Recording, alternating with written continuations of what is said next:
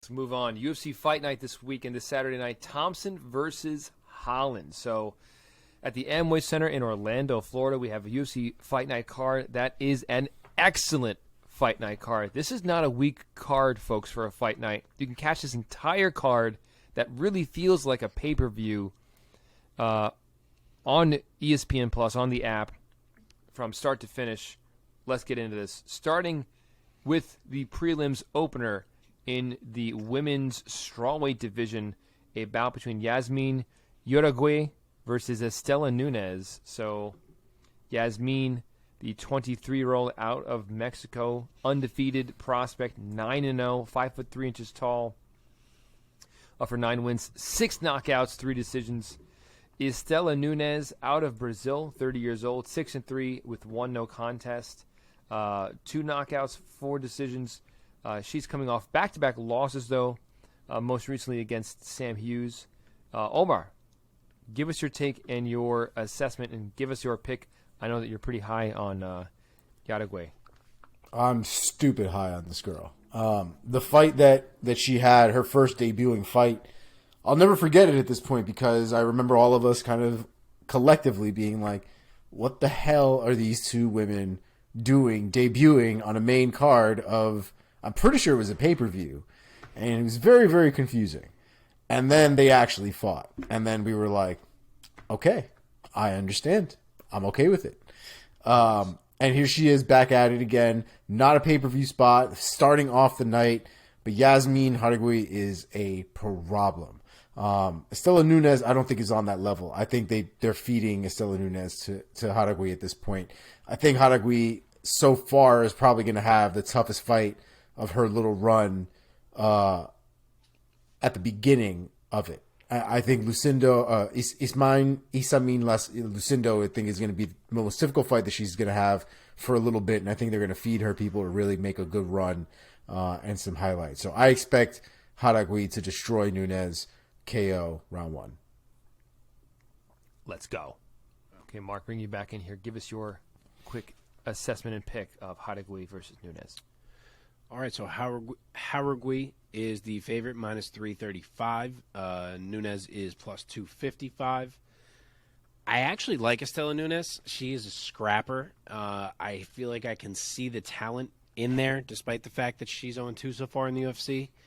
But unfortunate matchmaking for her here, because it's very hard not to go with Jauregui after what we saw in her debut. Gotta side with her here. She feels like the much more dynamic striker, much more in control striker. Nunes, you never know, she could try to kind of dirty it up and crash inside, and who knows how Jauregui responds. We did see her against someone who's kind of willing to go strike for strike with her in more of a technique-based fight. So you never know. We haven't seen that much of Jauregui yet, but gotta roll with her. So I will say, what will I say? I will say UD. Okay. We are unanimous here, boys. I will also be taking Jauregui. I think she's a real talent. As much as I agree with Marc that Nunes is a talented fighter out of Brazil, I just have to roll with Jauregui here. 9-0. I think she's going to get another TKO victory. I'm going to go round number 2. Moving on, we're going to skip a couple fights and go up to women's flyweight bout between Tracy Cortez and Amanda Ribas. So Tracy Cortez, one of the more popular fighters on the entire roster. She is with Brian T-City Ortega. Are they married? No, I don't think so. Engaged? No. Okay. Maybe engaged. I'm not sure. Tracy Cortez is more than just a pretty face, gentlemen. Tracy Cortez, 10-1, and her only loss was her first pro fight. So she is on a 10-fight win streak going into this weekend. Most recently getting a UD over Melissa Gatto back in May of this year. She's the 28-year-old out of Phoenix, Arizona, and of her 10 wins, 8 of them have come by way of decision. Amanda Ribas, another popular women's fighter, 29-year-old out of Brazil, 11-3 as a pro, 3 knockouts, 4 subs, 4 decisions. Coming off a loss at the hands of Caitlin blonde fighter Chukagian. Omar, let me start with you again this time. give us your assessment of Cortez. Ribas. I like me some Tracy Cortez. I think she's fun. I like following her on the social medias and watching her and stuff like that. She's a funny personality. In the cage, she's a scrapper. She's definitely not the most powerful. She's not somebody who I think you need to worry about a one-punch knockout or a one-kick knockout for that matter. But the girl puts in work. And when she's on the ground, she's always very active on the ground. She doesn't necessarily allow people to just stay on top of her.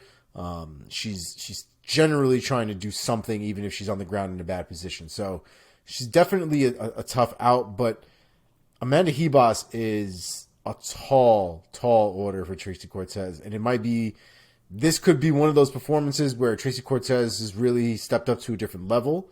And we get to see that. Or this might be the one where we get to see the ceiling of Tracy Cortez. Because Amanda Ribas, I think, just based on resume and performances that we've seen, is a real step up in the competition. As much as I'd like Tracy Cortez and I'm rooting for her and I want her to win, I will be in that stadium cheering for Tracy Cortez. But I do think Amanda Ribas will probably walk away with that by unanimous decision. Marc, give it to us. So we got a dead even fight here. Pick 'em fight. They're both minus 110.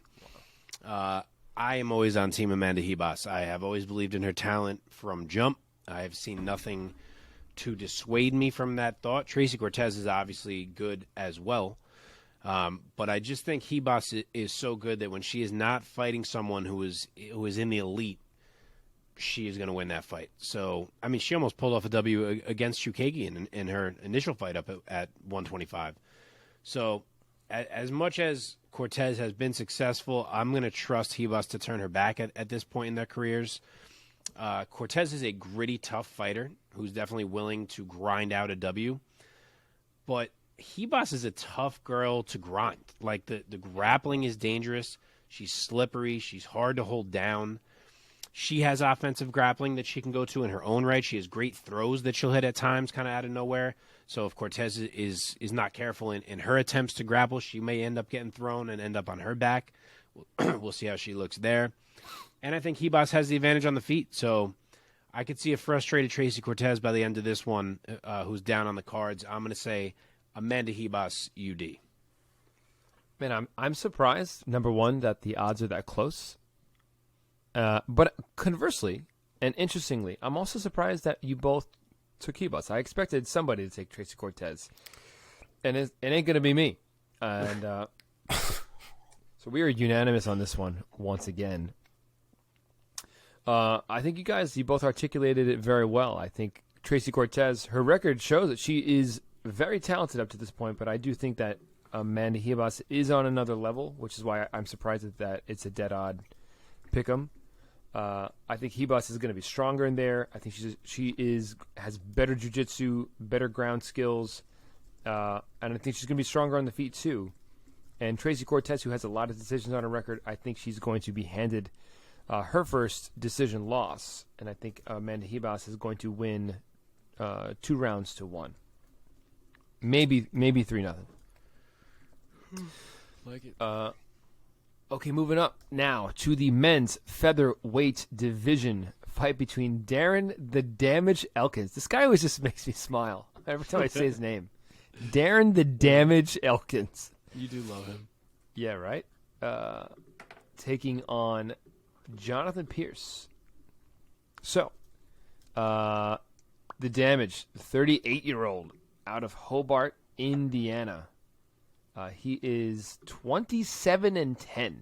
Not a bad record for Darren Elkins. 9 knockouts, 5 subs, and 13 decisions.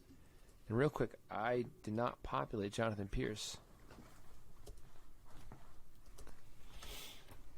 3, 2, 1. Jonathan Pearce, JSP. I wonder what S stands for. Probably his middle name. Out of Johnson City, Tennessee, 30 years old, 13-4 as a pro with 9 knockouts and 2 submissions, only 2 decision wins on his record. My man is a finisher, riding a 4-fight win streak coming into this weekend. Marc, let me start with you this time. Give us your assessment and your pick of Elkins Pearce. So Pearce a pretty big favorite here, minus 500. Darren Elkins is plus 350. So what I would say is that Elkins reminded us all in his last fight that he cannot be outgrinded. He can certainly be beat at this point, just not outgrinded. We thought Tristan Connolly could do it, at least a couple of us did, if I recall, and as soon as they got into the grindy portion of that fight, it was all Darren Elkins. And Pearce is a guy who sometimes will go that route, so I think he's just got to make sure he goes more so the skill route here and fights smart. And if he does that, I think he can take this fight. He can stop Elkins from being able to steal moments and kind of steal momentum and change the fight. Pearce is a much better striker. He should lean on that. He can grapple if needed, but I don't think he should even lean on that too heavy. I think he'll be fine matching the pace that Elkins wants to push. He freaking works a high pace himself. So I think he needs to just lean on the striking here. I think he'll add up damage, maybe even get Elkins out of there late in this fight. I'll actually say that. I will say JSP round 3 TKO with some kind of added up damage where eventually Elkins wilts. Ooh. I like it. Omar, go.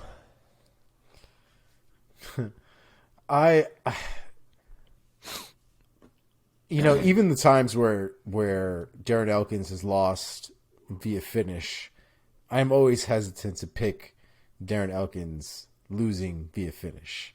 So I'm not going to do that. But I do think Jonathan Pearce is a better fighter. So I'm going to go with Jonathan Pearce by unanimous decision. You know what, though? Darren Elkins is a fun guy to pick in the underdog slot, man. He is. So I'm going to do that. I'm going to do it. Nice. Fuck it. Pearce has been finished before. I'm going to say Darren Elkins wins what turns into a war in the middle of the third round. I'm going to say he'll win by submission. He'll win by like a rear naked choke in the third round. Wow. That would be big. It would be. It's the name, man. It's the name. Okay, moving up into the lightweight division bout between Michael Johnson and Marc Diakiese. So we have... oh, man, once again, I fucked up. I'm missing Michael Johnson. Get it together over there. Oh, Madonna mia. Fans, if you need me to host this show, please say so in the comments. And I'll take Michael Johnson, 36-year-old out of Springfield, Missouri, 20-18 as a pro, 9 knockouts on his record, coming off of a loss against at the hands of Jamie Mullarkey. Marc Diakiese, the 29-year-old out of England, Doncaster, England to be exact, 16-5 as a pro. 6 knockouts, 1 sub. He has back-to-back wins coming into this Saturday night. Omar, let me throw it over to you first. Give us your take of the Menace versus Bone Crusher. This is a very interesting fight. I think, though, maybe 4 years ago, this would have been a fight where we talked about how they're both going to stand up and they're both going to throw down and it's going to be violent. 2022 Marc Diakiese ain't looking to strike with you, man. 2022 Marc Diakiese looking to take your ass down and grind your ass out. So this may not go the way initially a fight between Michael Johnson and Marc Diakiese you would think it would go. So I'm hoping Michael Johnson is still a good enough wrestler to be able to keep Marc Diakiese at bay. I think the wrestling is still relatively new for Marc Diakiese, though his last fight he proved to make it effective in his game. Not as entertaining, but effective. But Johnson has a lot of experience. He's also comes from a wrestling background. I'm hoping he has enough to do to stop these attempts and then still kind of work his striking in there to take a win. I'm going to go with Michael Johnson by decision. Okay, Marc. So Michael Johnson, I would like to point out, got robbed in his last fight against Jamie Mullarkey. Agreed. With that being said, he is the dog here. He's plus 250. Marc Diakiese is minus 325, so pretty wide. That's a lot wider than I thought it was going to be. It's wide because Omar nailed it, unfortunately. Like, this fight, you see it on paper, and you're like, fuck, like, hope they strike. They would have some awesome exchanges. And you think about it, and you're like, no, Marc Diakiese is going to come in and ruin this, and he's going to do his new fucking grapple thing that he does, and he's going to take all the fun out of this matchup. It just feels like that's where we're headed because, and you know how fun the striking exchanges would be between these guys. And so, as MMA fans, we are conditioned to understand that we're not going to get to see that. So, I will say that if Diakiese does choose to strike with Johnson, as good as he can be there, this is a guy who was once, supposed to be the next great British striker. I think Johnson gets it done if that's what happens. I trust Michael Johnson's hands so much. They are truly top shelf. But I think he's coming into this fight with one dimension, and I think Diakiese's coming in with multiple. And I think he'll use them however he feels he needs to use them. So even if they do strike early and Johnson lands one or two clean, I think Diakiese goes right to the takedowns. He may just go to it right out of the gate. His wrestling has looked really good lately. All of a sudden, guys can't get up from under him. Michael Johnson's a weird one because he'll stuff some takedowns beautifully. But then he'll get taken down and get subbed in a 30-second time span. So it's like he's weird with how susceptible he can be at times. So I hate that I'm doing this. I love the boy Michael Johnson, but I'm going to have to go with Diakiese to win a wrestling-based UD. Yeah, I want to say that Michael Johnson is experienced enough and has developed skills enough to be good enough everywhere to win this fight and to keep it standing. But I think the younger Diakiese is going to be also the much stronger guy in there. I mean, you look at both these guys' physiques. Michael Johnson's never been the biggest 55er. So I do think, just looking on paper, the mileage, the miles on Michael Johnson's body, the youth and athleticism of Diakiese, and the strong grappling. Yeah, I want it to be a knockout win for Michael Johnson because I've been rooting for him since Tough Days. But yeah, I'll say UD for Diakiese. I think that's the smart pick. I don't always make smart picks. But I'm going to make it this time. Sometimes I pick right here. That's my heart. Oh, you got one coming up. 2 more fights. Yeah. Here we go. Lightweight bout again. This time between Clay the Carpenter Guida taking on Scott Hot Sauce Holtzman.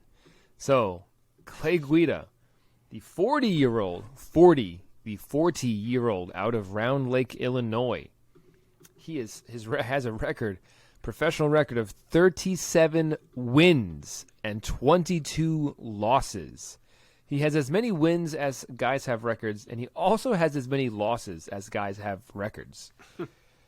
Of his 37 wins, 7 have come by way of knockout, 14 have come by way of submission, and 15 have come by way of decision, and one other. I wonder if it's a DQ win or something like that. Clay Guida is coming off of a loss at the hands of Claudio Puelles, submission knee bar back in April of this year. This will be Clay Guida will be making the 34th walk in the UFC, 35th if you're including the WEC. Okay, he'll be standing across from Scott Hot Sauce Holtzman, the 39-year-old out of Knoxville, Tennessee. Although of a similar advanced age, much smaller record for Holtzman. Only 14 wins and 5 defeats, 5 knockouts, 2 subs, 7 decisions. And Holtzman also looking to get back into the win column this weekend, coming in with back-to-back losses at the hands of Beneil Dariush and Matheus Gamrot. So nothing to scoff at for Holtzman. Omar, let me send it over to you first this time. Give us your assessment and your pick of Clay Guida versus Scott Holtzman. Clay Guida's an OG, man. He's been around for forever. Has fought basically everybody. Has never, unfortunately, to my recollection, come close to a title shot. But it's definitely always been somebody who, has respect on his name for what he's done. And especially if you beat him, it does mean something. That being said, Scott Holtzman is, I think, a tall order as far as I'm concerned. His last 2 losses are against real guys. He got starched in both of them, but again, these are heavy elite guys, and I don't think it's anything to kind of scoff at all. His fights before with Jim Miller and Dong Hyun Ma were both fantastic performances from his part. I think he's able to get it done here. I think that he has enough skills here in order to beat Clay Guida, and I'm going to go with Scott Holtzman by unanimous decision. Okay. Marc, give it to us. Clay came pretty close when he beat Pettis in Pettis' debut. His next fight was against Benson Henderson, and the winner fought Frankie, which happened to be Benson and not him. And that was because Anthony Pettis lost that fight because Pettis was supposed to get that title shot, but he didn't because of the rematch between Frankie and thank you. I always forget that boy's name. Yeah. It's so sad. Yeah, Guida was up there at one point in time, and even in the earlier days than that, like back when he was having his fights with Diego and stuff, Guida had a prime that was pretty solid. But yeah, I like Holtzman in this one. Holtzman is a slight favorite, -165. Guida is +135. I just think Holtzman matches up pretty well with Guida's game. I think Holtzman likes to be in tight. I think that's where he generally will hurt guys in the clinch, in dirty boxing range. I think his wrestling is at a level that can combat Guida's wrestling enough. He's strong. He's hard to control in any way. And because of that, if most of this fight does happen on the feet, then I don't really see how Guida can get it done. So I will go with Scott Holtzman. Despite the long layoff of a year and a half, I will go with him by UD. I could see it finish, but I'll go UD Scott Holtzman. Okay. This is going to be a scrap, boys. This is going to be a scrap. My man Clay Guida always tries to pull the opponent into his kind of fight. And I'm going to say he gets it done this time. I'm going to say Clay Guida is going to get it done by, of course, a split decision. Because there's going to be a lot of grappling. There's going to be a lot of bopping around. That hair is going to be going all over the place. I'm going to say that he somehow gets 2 judges to give him this victory. Mike on the dogs tonight. Yeah, let's go. Like it. Okay, women's strawweight bout between Angela Hill and Emily Ducote. Overkill. Angela Hill, the 37-year-old out of San Diego, California. San Diego. Had to do it. Only millennials get that joke. Thank you. Only millennials get that joke. Angie Hill, 14-12 as a pro, 5 knockouts, 9 decisions, coming off of a win against Lupita Godinez. Ducote, the 28-year-old out of Oklahoma City, Oklahoma, 12-6 as a pro with 3 knockouts, 4 subs, has never been knocked out herself. She is riding a 4-fight win streak coming into this Saturday night. Most recently, a UD over Jessica Penne. Marc, let me send it over to you first. Give us your assessment and then your pick of Angela Hill versus Emily Ducote. Ducote, the favorite, slightly, -125. Angie's even money as the dog, +100. So not the biggest dog in the world, but this is where I'm going to join you on the dogs here.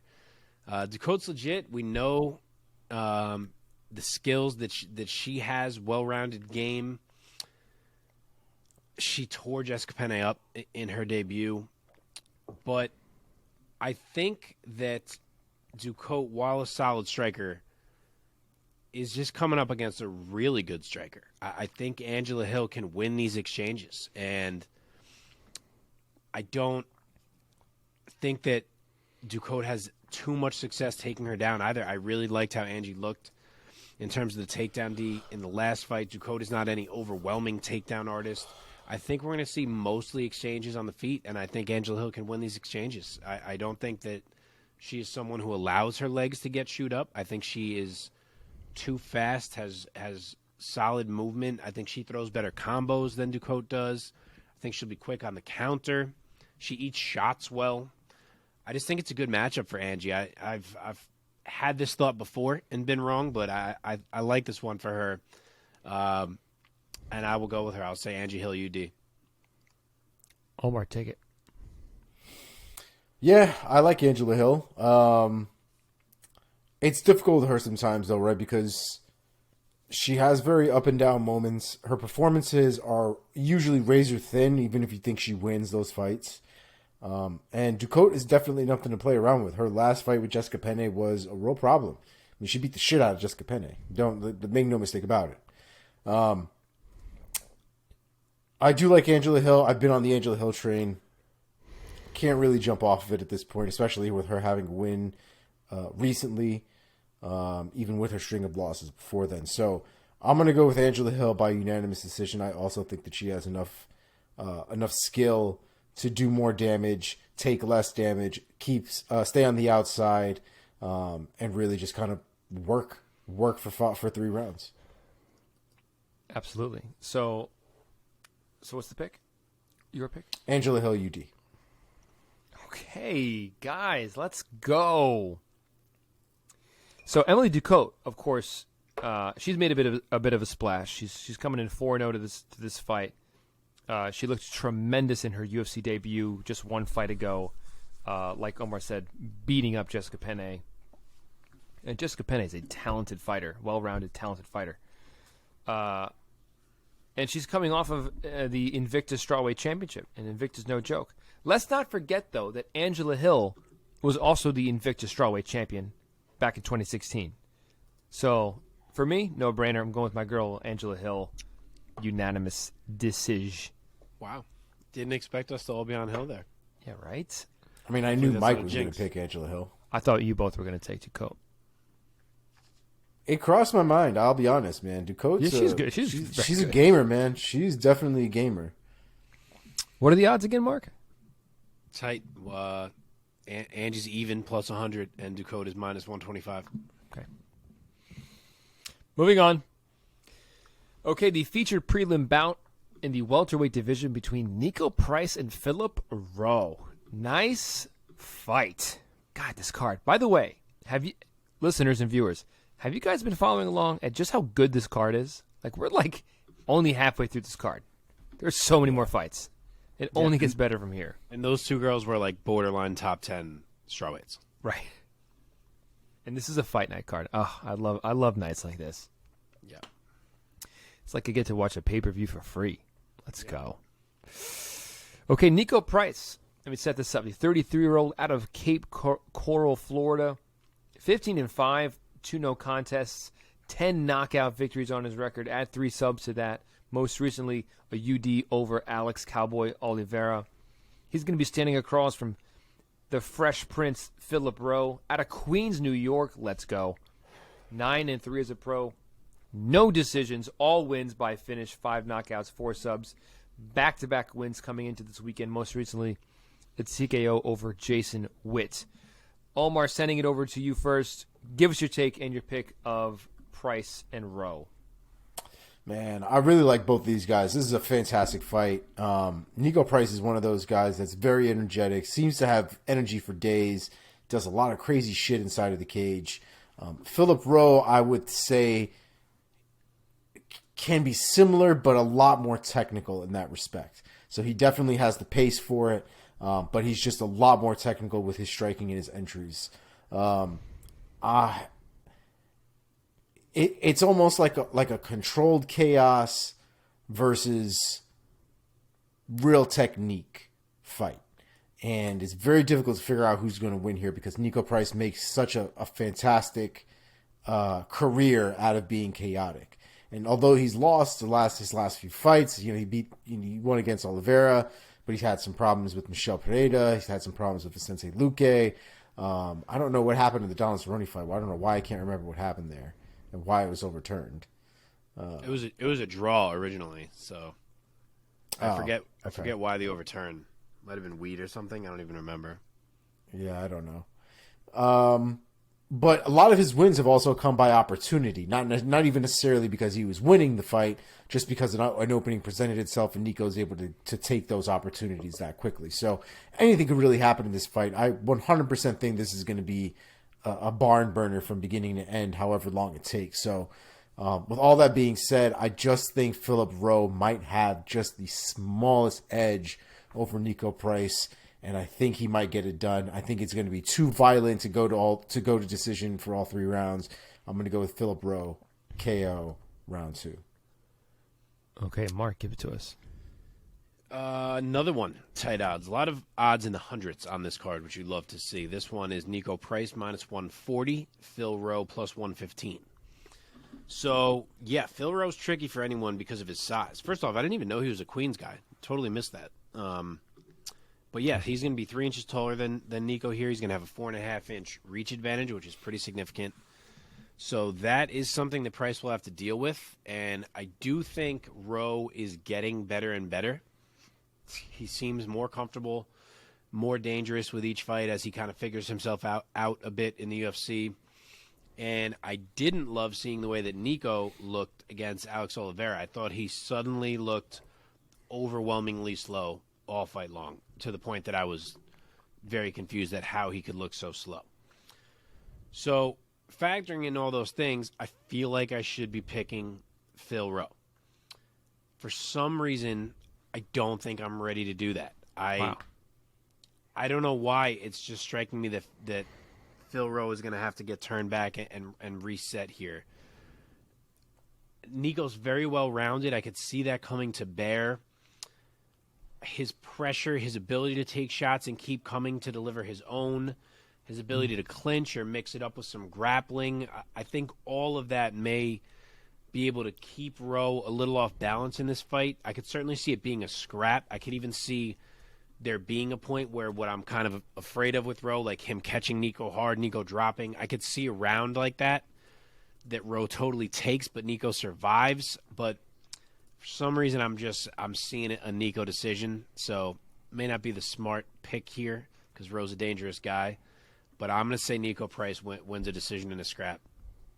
Wow. Interesting. So I'm taking Philip Rowe here. As much as I love me a Niko Price fight, and I do, I think he's too chaotic sometimes. And to your point, Marc, he did look very slow in his last outing. And I'm going to go with the guy with the 100% finish rate. And I think he's going to get Niko Price out of there, handing him another TKO loss since his last one against Vicente Luque. I'll say round number 3 because Niko Price is a dog, and he's going to hang on. But I think Rowe's going to get him out of there in the third. Moving on. Moving on up into the main card of UFC Fight Night, Wonderboy versus Holland on ESPN and ESPN Plus. In the middleweight division, a bout between Eryk Anders and Kyle Daukaus. So let me set this up real quick. Eryk, ya boy, Anders, out of Alabama, 35 years old, 14-7 with 1 no contest, 8 knockouts on his record. He is, though, looking to get back into the win column with back-to-back losses in his last 2 outings. Most recently, a split decision loss at the hands of Jun Young Park, or Jun Young Park? I think that's right. Yeah, he'll be standing across from Kyle the Darce Knight Daukaus out of Philly, 29 years old, 11-3 with 1 no contest as well, 9 submissions on his record. Also looking to get back into the win column, most recently losing to Roman Dolidze.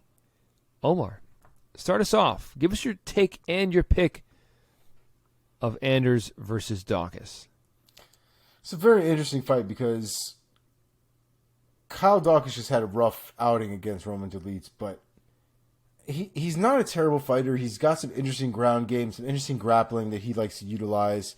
I'm not the biggest fan of his striking, but his ground game I think more than makes up for it most of the time. Eryk Anders has always been a coin flip, or at least has been for the longest time now. He's got a lot of tools. Seems like he has a hard time putting it together. Relies on really sloppy takedowns and really sloppy grappling to win or to advance a fight, especially when he gets tired and when the fight gets a little messy. I don't think he's going to be able to get away with a lot of that stuff with Kyle Daukaus. And I think he relies on that a lot more, has been relying on that a lot more than he used to. So I'm going to go with Kyle Daukaus here by unanimous decision, but I wouldn't be surprised if this becomes a really grindy-ass fight. Okay, Marc. So Daukaus is the favorite. He's minus 220. Eryk Anders is plus 180. This is a weird choice to me to lead off the main card. I feel like every single fight we've discussed so far might have been a better choice. So I don't really get this placement. It's a tough fight for me to pick as well because I genuinely think both of these guys have looked kind of bad lately, but more so Anders. Daukaus has only lost to guys whose talent I really respect in this division: Brendan Allen, Phil Hawes, Roman Dolidze. Whereas Anders, I feel like just never does anything all that much. So I will roll with Kyle Daukaus here. Maybe some distance, in and out striking, some sneaky grappling, maybe a back take or two. I just could see kind of a swarmy performance for Daukaus where Anders struggles to get off a little bit and Daukaus takes it on the cards. I couldn't agree more. I'm taking Kyle Daukaus by decision. I'm going to say UD. I, for some reason, have never been high on Eryk Anders. I'm like, he's a guy. He's in middleweight. He's there. Yep. I've never been like, oh my God, Eryk Anders. But he has a nice record. That being said, I will take Daukaus with the skill set by UD. It's gonna be 30-27s across the board, I think. Trying to get a little specific with my UD pick.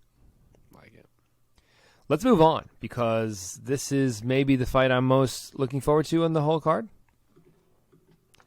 In the heavyweight division, Wait, did you skip one, Mike? Did I? Son of a bitch. Which one? Unless they shuffled the bout order. Okay, who is next on your bout order? I thought it was Hermansson next. It is Hermansson next. I thought that fight was scrapped for some reason. No, Hermansson was supposed to fight Brunson, and now he's fighting Roman Dolidze instead. Okay. I thought for some reason that was off the card. I think we were all winning with that fight change as far as I'm concerned. I would have rather seen Brunson personally, but this is fine. Okay. I like this one better. Marc, if you already have that all pulled up, because I don't have anything on that, because I thought that was off the card. Why don't you set that up? So this one, as you've been hearing us say, it was supposed to be Jack Hermansson against Derek Brunson. Brunson had to pull out. I don't remember the reason. Omar, do you? I don't. I assume he hurt something. But we have Roman Dolidze stepping in on what was, I don't even know, like a week and a half's notice, something along those lines.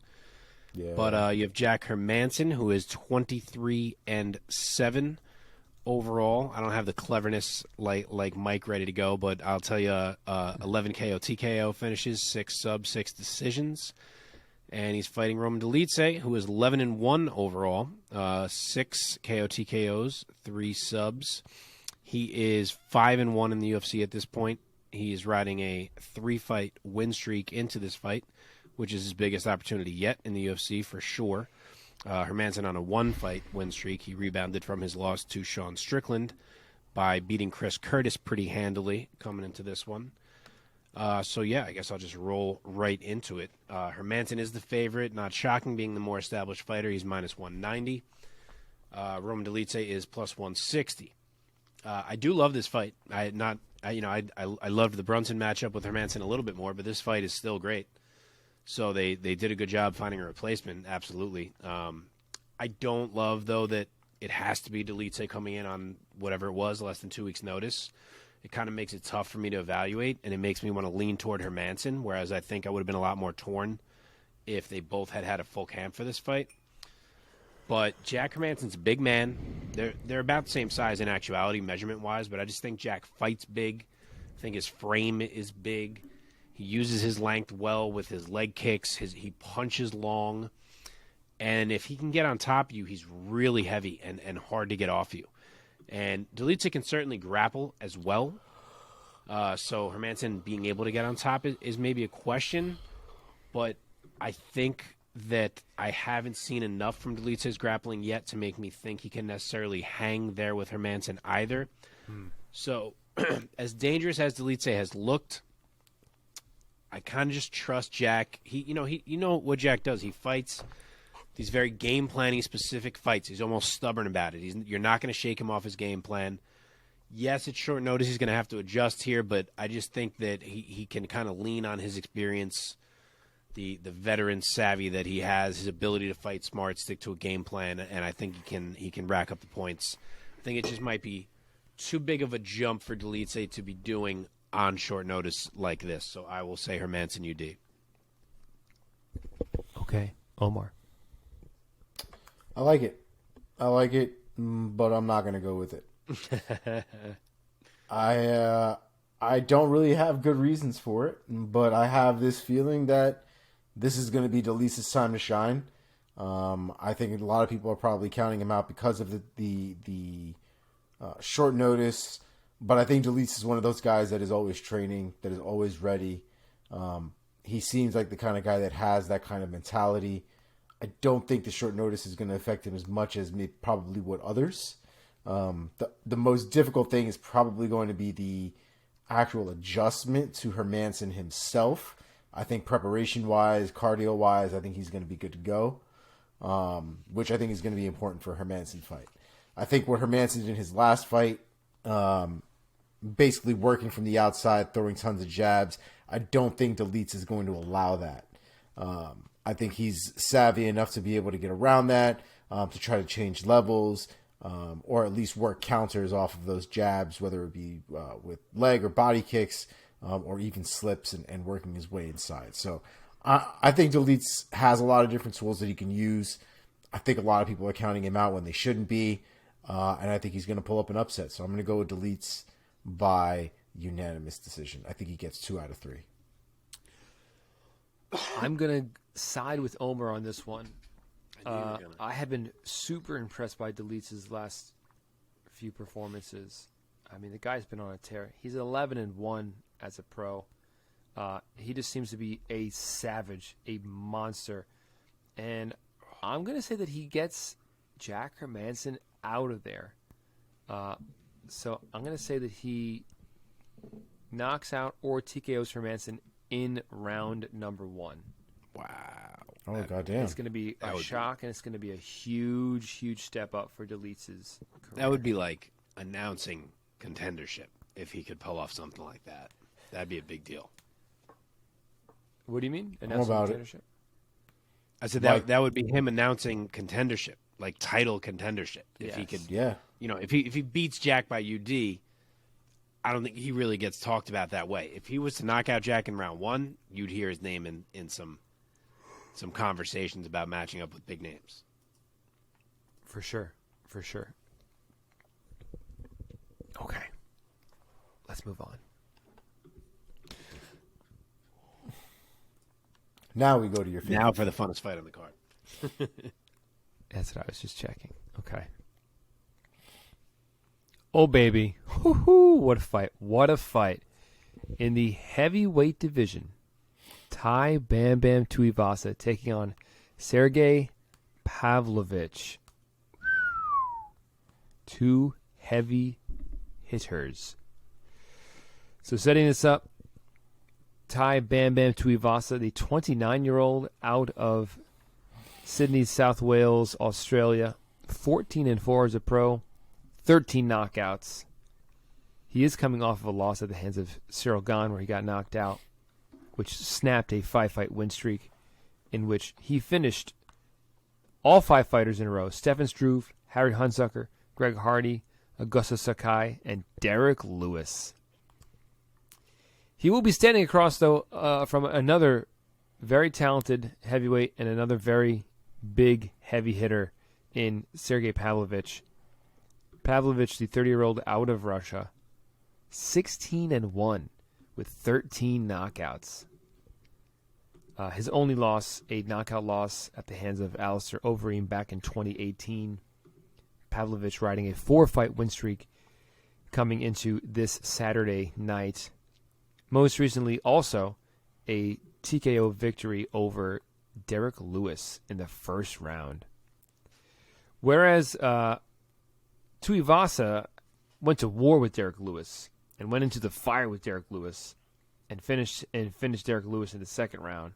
Towards the end of the second round, Pavlovich just went out there and beat up Derek Lewis in a minute. It was kind of surreal. Anyway, I should have saved that for my piece, but Omar, let me throw it over to you first. Give us your take and your pick of Pavlovich and Tuivasa. This is a very interesting fight, man. Tuivasa is a fun guy. His technique is very brawly, but he still has technique, and he's very good at what he does. He's been on a real tear. He was the first person to sit Cyril Gane on his ass in a fight. Although he lost that fight, it was well fought, I thought. Nobody really gave him a chance in hell as far as being able to like stand and really hold his own with Cyril Gane, considering Cyril Gane has such good technique. But I think he did more than what people expected him to do in that fight, and I thought it was a fantastic performance on both sides. With that being said, Sergei Pavlovich is a fucking animal. That's just the reality.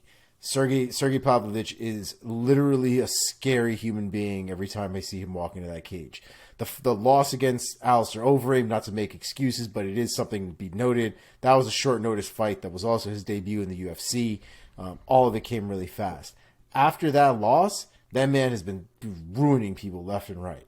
I think Pavlovich deserves to be in the elite at this point. I think he's proven it. And I think this is just another one of those fights that's going to help him do just that. And I think he does beat Tuivasa. I don't think he puts him out. But I think he styles on him for 3 rounds. So I go Sergei Pavlovich by UD. Wow. By UD, interesting. Marc, go ahead. So Sergei is favored. He's minus 220. Ty is plus Wow. 180 as the dog. I don't love the booking. First off, I don't love the turnaround time after the damage that Ty took against Cyril Gane.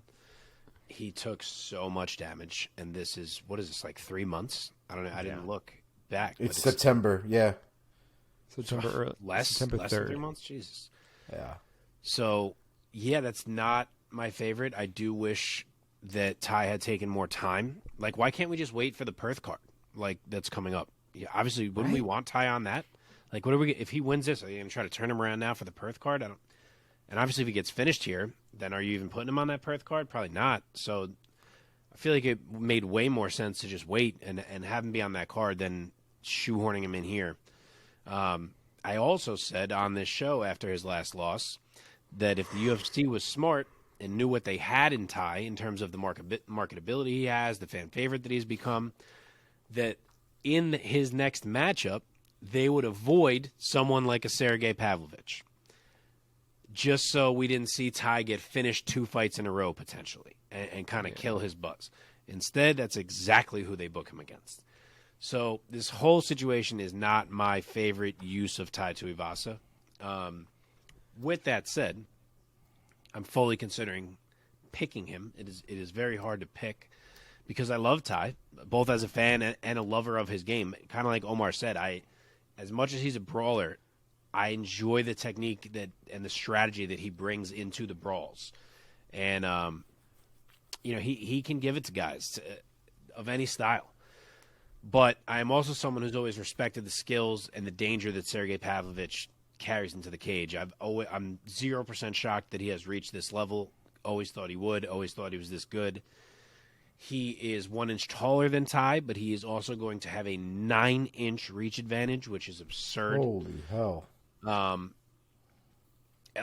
know how long Pavlovich is. I know that's like one of his calling cards, and it still catches me off guard every single time we do a preview. And I have to look up his reach. So it's a big factor. So Ty's coming off a fight where he got a little bit exposed against Cyril Gane. We kind of all thought he would because of the style matchup. But Pavlovich is not that guy. Pavlovich is a guy who throws like 20 punches a fight and generally doesn't need any more than that, and he's out of there. Yeah. But against Tai Tuivasa, does that happen? Like, does Ty have an off button like that for a one-shot type of finish? Like, yeah, when he accumulates damage, he can break, as we saw against Gane. But does he have that one-shot off button where Pavlovich is just going to hit him and put him down? Or is he capable of eating some of these, dialing up the pace a little bit and making Pavlovich have to go a little further and work a little harder?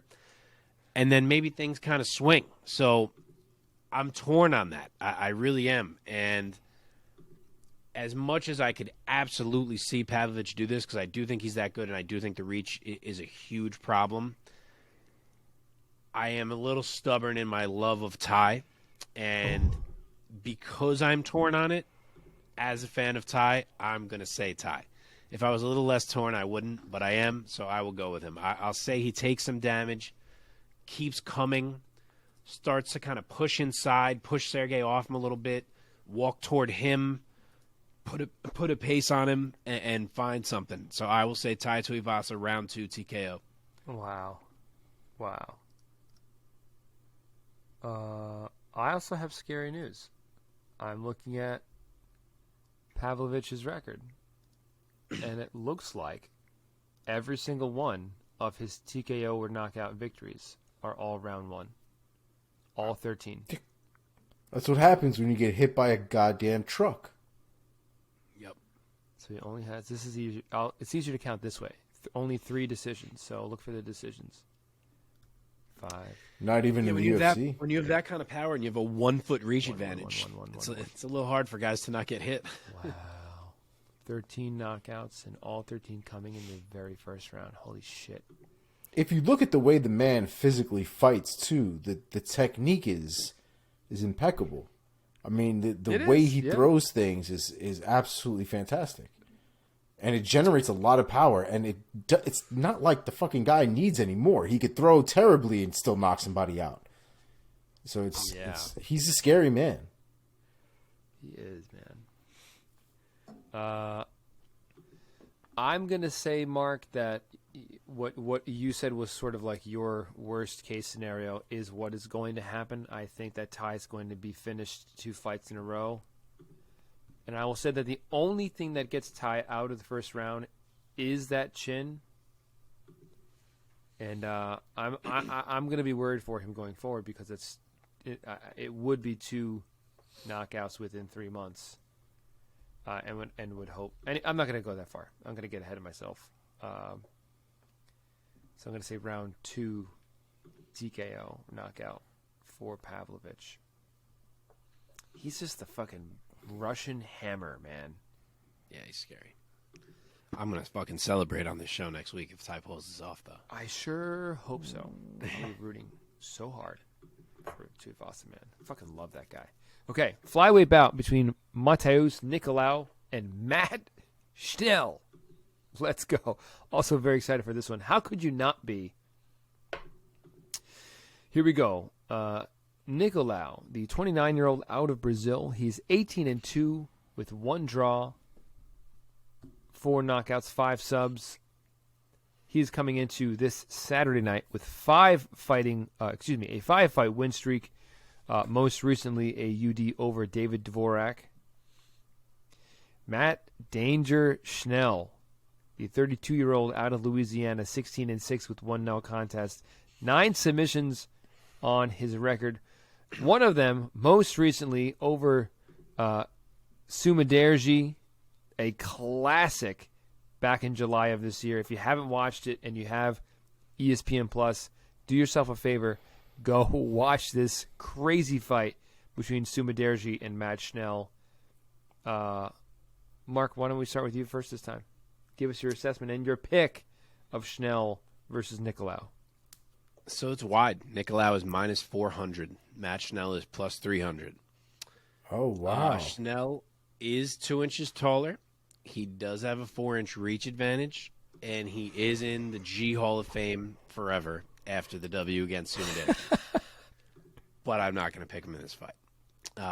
Nicolau is very good, and maybe even better than people still realize at this point. I think that as scrappy as Matt Schnell is, and as much as he's going to push it in this fight, he's just not as skilled as Nicolau is, not in the striking, not in the wrestling, not in the grappling. I just think he is a notch behind in every category. Could he do a Matt Schnell thing where he makes it ugly and he's such a dog that some crazy shit happens? I'm sure he could. But I think Nicolau is just generally winning a fairly competitive fight that kind of takes place everywhere, and he stays a step ahead. So I will say he wins a clear 29-28 UD, if not even a 30-27. I like his talent. Okay, Omar, go for it. Yeah, I'd have to agree. The Sumudaerji fight was a wild-ass fight, no doubt about it. But Matt Schnell was getting lit up before the end of that fight, and his determination is what got him through it. But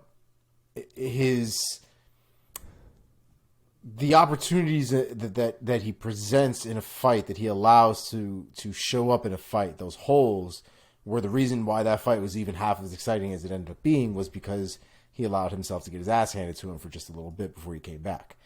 I don't think Matheus Nicolau is going to allow any such comeback if an opportunity like that arises. I think Nicolau is just a little too tight for that. I think he's a little too precise. I think he's a lot sharper than Sumudaerji is. And I think he's going to be able to find some kind of finish. I don't think he'll be able to find an off switch per se, but I do think he's going to be able to overwhelm Matt Schnell to the point where the fight's going to have to get called. So I'm going to go with Nicolau TKO round 3.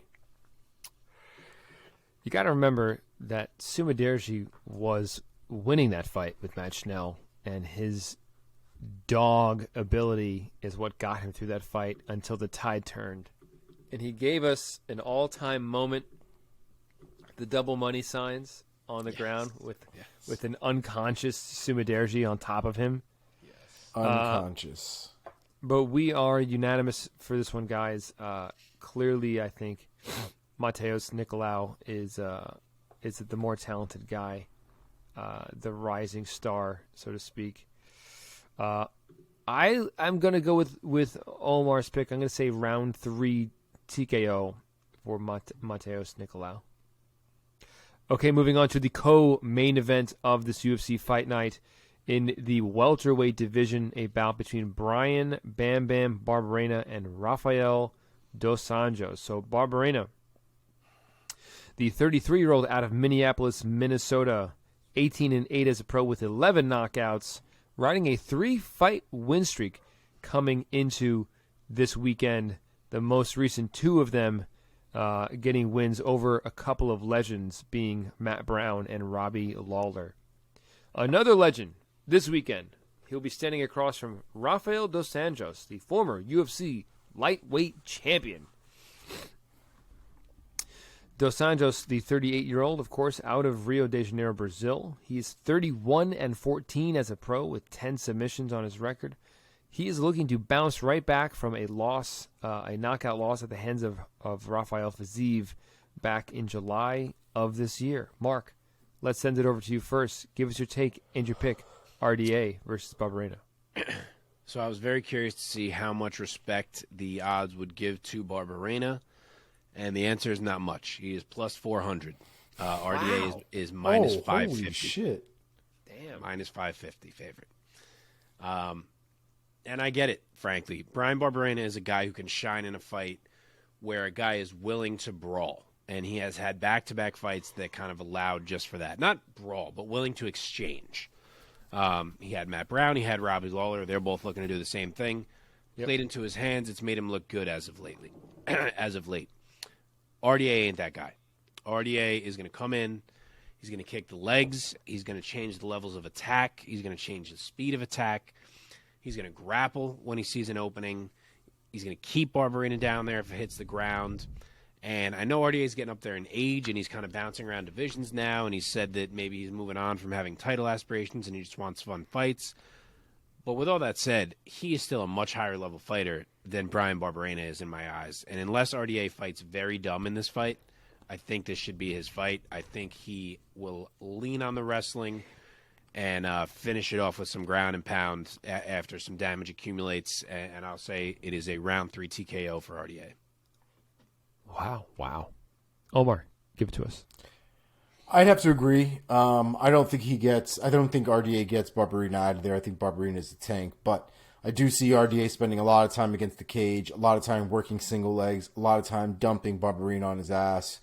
I think Barberena is going to have a hard time getting anything off as a result of a lot of those level changes. But I do think there's going to come a point where Barberena is going to be hurt, and he's probably going to get an opportunity to get or land something on RDA and potentially change the tide. RDA has been hurt before and has come back and has been able to survive, and we might see something like that happen. But I think in the end of it, RDA will end up surviving and will end up winning at least 2 out of the 3 rounds. So I go with RDA by unanimous decision. Okay, you look at RDA's more recent losses. He's lost to Fiziev, rising star.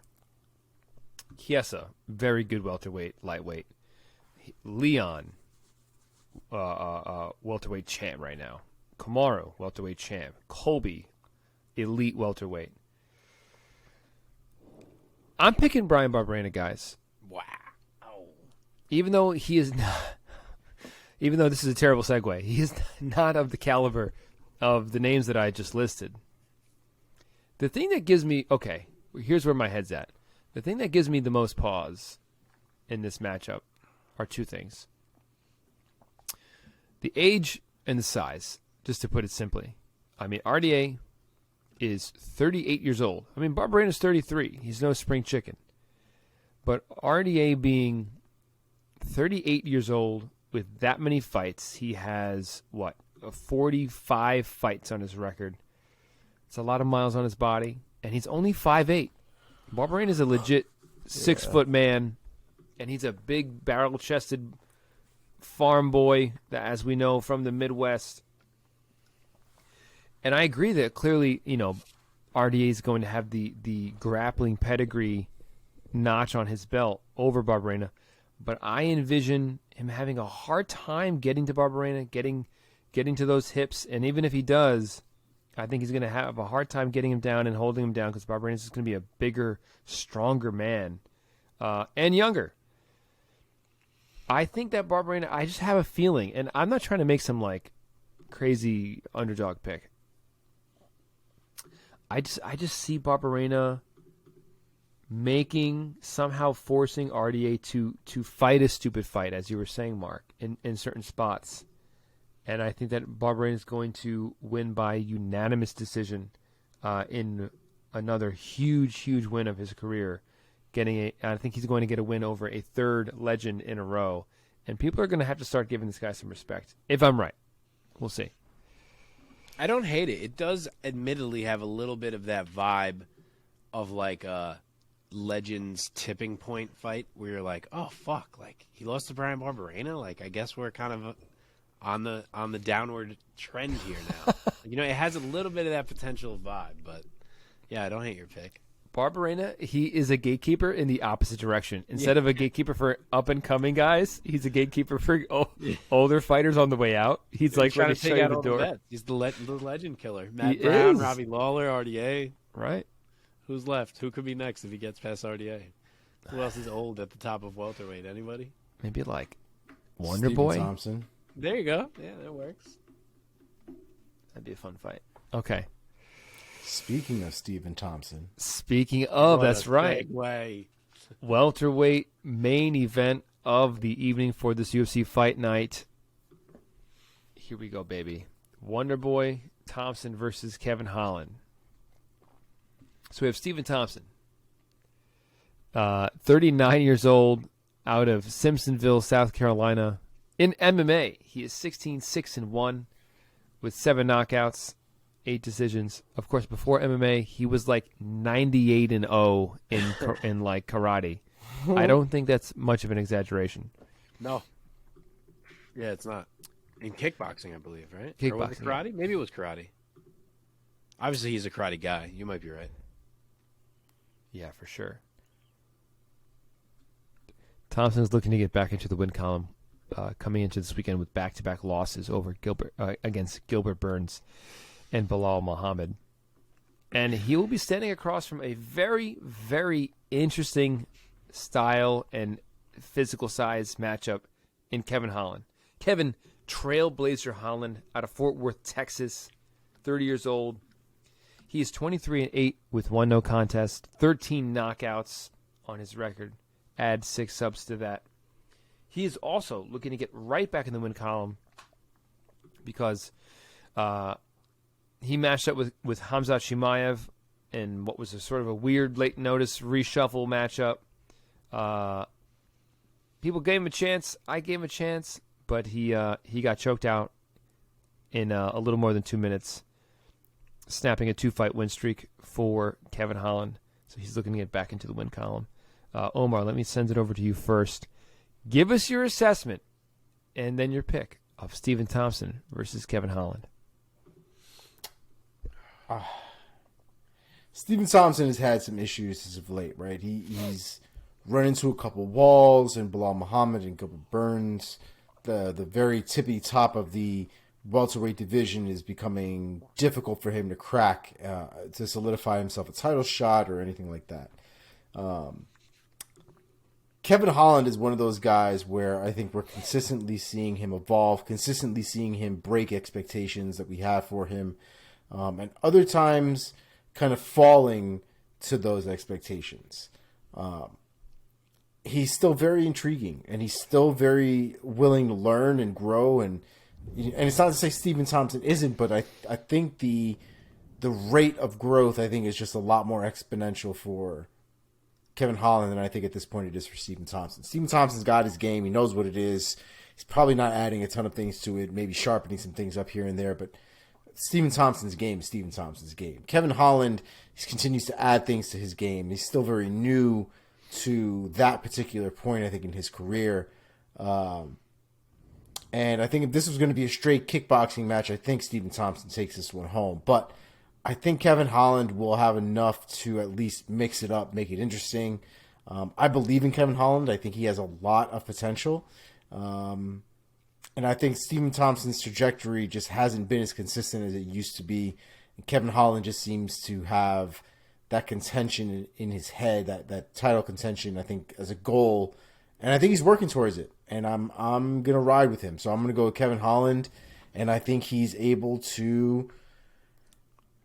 I think he's going to be able to win at least 3 out of the 5, man. I'm going to go with Kevin Holland by split decision. Oh, split. Wow. All right, Mark. What do you got? I like that.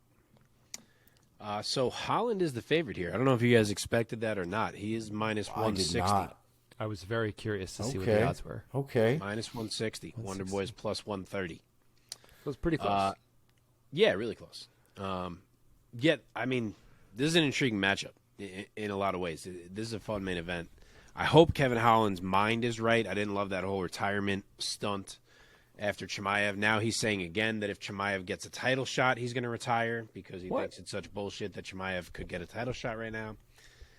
So I don't know. I don't like all the retirement talk out of him, but hopefully it's just Kevin Holland nonsense and he's focused on the fight. So yeah, you have an elite striker in Wonderboy against a guy whose striking is very underrated, in my opinion, and who's also going to have a 3-inch height and 6-inch reach advantage in Kevin Holland.